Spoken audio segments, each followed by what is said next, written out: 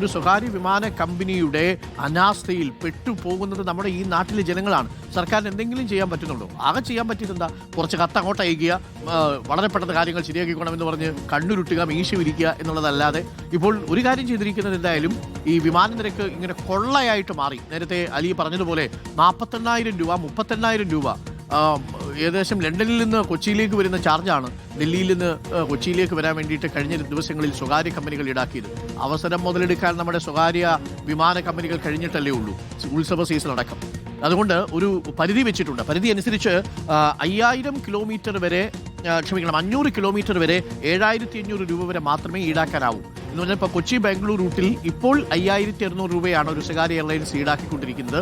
അതിൻ്റെ അർത്ഥം അത് 5,600 മാത്രമല്ല, യൂസർ ഫീ ഉണ്ട്, ഒപ്പം തന്നെ പാസഞ്ചർ ഫീ ഉണ്ട്, നികുതി നിരക്കുണ്ട്. ഇതൊക്കെ കൂടി വരുമ്പോൾ 7,200 7,300 രൂപ വരും ഇവിടുന്ന് ബാംഗ്ലൂരിലേക്ക് പോകാൻ. ഡൽഹിയിലേക്ക് പോകാനോ 18,000 അടിസ്ഥാന നിരക്ക്.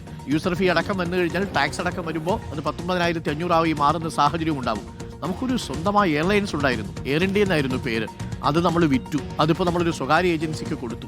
ഒരു രാഷ്ട്രം ഔട്ട്സോഴ്സ് ചെയ്യുമ്പോൾ സ്വകാര്യ കമ്പനിയുടെ കാല് പിടിക്കേണ്ടി വരുന്ന ഗതികേടിലാണ് നമ്മൾ. സുനിഷ അയ്യൂർ കൂടി നമുക്കൊപ്പം ചേരുന്നുണ്ട്. Sunisha, good morning. സുനിഷ, തിരുവനന്തപുരത്തും കഴിഞ്ഞ ദിവസങ്ങളിലുള്ള അത്ര ബുദ്ധിമുട്ട് പാസഞ്ചേഴ്സിന് ഇല്ലെന്ന് തോന്നുന്നു. പക്ഷേ ചില കണക്ഷൻ ഫ്ലൈറ്റുകളൊക്കെ മിസ്സാവുന്നത് യാത്രക്കാർക്ക് ബുദ്ധിമുട്ടാണെന്ന് തോന്നുന്നു. തിരുവനന്തപുരത്ത് എന്താണ് അവസ്ഥ സുനിഷ? Good morning.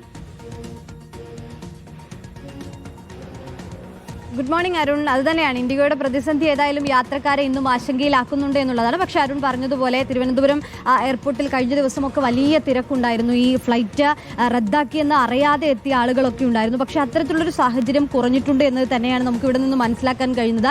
തിരക്ക് കുറഞ്ഞിട്ടുണ്ട്. കൃത്യമായി ചില ആളുകൾക്കെങ്കിലും കൃത്യമായി ഫ്ലൈറ്റ് റദ്ദാക്കി എന്നുള്ള വിവരം ലഭിക്കുന്നുണ്ട് എന്നുള്ളതാണ്. പക്ഷേ ഇപ്പോൾ പറയുകയാണെങ്കിൽ തിരുവനന്തപുരം വിമാനത്താവളത്തിൽ നിന്നുള്ള സർവീസുകളെയും ഇന്നും കാര്യമായി തന്നെ ബാധിച്ചിട്ടുണ്ട് എന്നുള്ളതാണ്. 5 വിമാനങ്ങളാണ് നിലവിൽ ഇപ്പോൾ തിരുവനന്തപുരത്തു നിന്നും പുറപ്പെടേണ്ട 5 വിമാനങ്ങളാണ് റദ്ദാക്കിയിരിക്കുന്നത്. അത് ഡൽഹിയിലേക്ക് പോകേണ്ട, ചെന്നൈയിലേക്ക് പോകേണ്ട, ഹൈദരാബാദിലേക്ക് പോകേണ്ട, ഒപ്പം തന്നെ ബാംഗ്ലൂരിലേക്ക് പോകേണ്ട വിമാനങ്ങളാണ് റദ്ദാക്കിയിട്ടുള്ളത്. അതുകൊണ്ട് തന്നെ വലിയ രീതിയിലുള്ളൊരു ബുദ്ധിമുട്ട് അത് യാത്രക്കാരെ സംബന്ധിച്ചിടത്തോളം ഉണ്ട് എന്നുള്ളതാണ്. നേരത്തെ അലി പറഞ്ഞതുപോലെ വിവിധ ആവശ്യങ്ങൾക്കായി പലയിടത്തേക്കും പോകുന്ന ആളുകളാണ്. കഴിഞ്ഞ ദിവസം ഈ പരീക്ഷയ്ക്ക് പോകുന്ന ആളുകളുണ്ടായിരുന്നു, പ്രധാന മീറ്റിങ്ങുകൾക്ക് പോകുന്ന ആളുകളുണ്ടായിരുന്നു.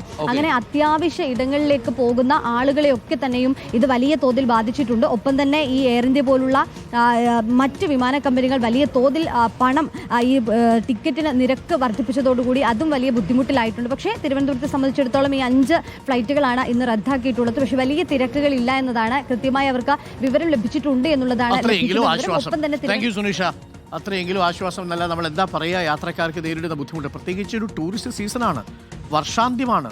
ഡിസംബർ മാസം ഇനി 10-ാം തീയതി മുതൽ അങ്ങോട്ട് ആഭ്യന്തര ടൂറിസ്റ്റുകൾ അങ്ങോട്ടും ഇങ്ങോട്ടും യാത്ര ചെയ്യുന്നതാണ്. നമ്മുടെയൊക്കെ ടൂറിസത്തിലുണ്ടാകുന്ന ഒരു വരുമാനത്തിൻ്റെ കുറവ് എത്രയായിരിക്കും എന്ന് ആലോചിച്ച് നോക്കൂ. ഞാൻ ഇന്നലെ മൂന്നാറിൽ പോയ സമയത്ത് അവിടെ ഒരു ഹോട്ടലിൽ എൻ്റെ ബുക്കിംഗ് ക്യാൻസലായിരിക്കുന്നു. ഇൻഡിഗോ ഫ്ലൈറ്റ് ക്യാൻസലായി. അവിടെ അവർക്ക് ഗ്രൂപ്പ് ബുക്കിംഗ് ഉണ്ടായിരുന്നു. അങ്ങനെ 2-3 ഇടങ്ങളിലെങ്കിലും ബുദ്ധിമുട്ടുകൾ അനുഭവപ്പെട്ടിട്ടുണ്ട്. പലയിടങ്ങളിലും തിരിച്ചു പോകാനും പറ്റുന്നില്ല. അതുകൊണ്ട് ഉറപ്പോടുകൂടി ഇവിടെ വന്നാൽ ഇൻഡിഗോയിലാണ് ബുക്ക് ചെയ്തേക്കെങ്കിൽ തിരിച്ചു പോകാനും പറ്റുന്നില്ല. എങ്ങനെ നടന്ന സർവീസാ അല്ലേ ഇൻഡിഗോ എന്ന് പറഞ്ഞാൽ? വളരെ കൃത്യമായിട്ട് നമ്മളെ കൃത്യസമയത്ത് തന്നെ എത്തിച്ചിരുന്ന വളരെ സുരക്ഷാ സംവിധാനങ്ങളുള്ള ഒരു ഫ്ലൈറ്റ് തന്നെയാണ്. ചില ഫ്ലൈറ്റുകൾ ഒഴിച്ചു നിർത്തിയാൽ ഇൻഡിഗോ വൃത്തിയായിട്ട് തന്നെ സർവീസ് നടത്തിക്കൊണ്ടിരുന്നതാണ്, അത്യാഡംബരമൊന്നും ഇല്ലെങ്കിൽ പോലും. പക്ഷേ എന്ത് ചെയ്യാം, നിർഭാഗ്യമെന്ന് പറയട്ടെ, ഇൻഡിഗോയിൽ വേണ്ടത്ര സ്റ്റാഫില്ല. അവിടുത്തെ പുതിയ ഈ ക്രൂ ഡ്യൂട്ടി ടൈം വലിയ പ്രതിസന്ധിയിലായിരിക്കുന്നു. സർക്കാർ ചില ഇളവുകളൊക്കെ കൊടുത്തിട്ടുണ്ട്, 10 ദിവസമെങ്കിലും എടുക്കുമെന്നാണ് പറയുന്നത്. അത്ര എളുപ്പം നടക്കുമെന്ന് തോന്നുന്നില്ല.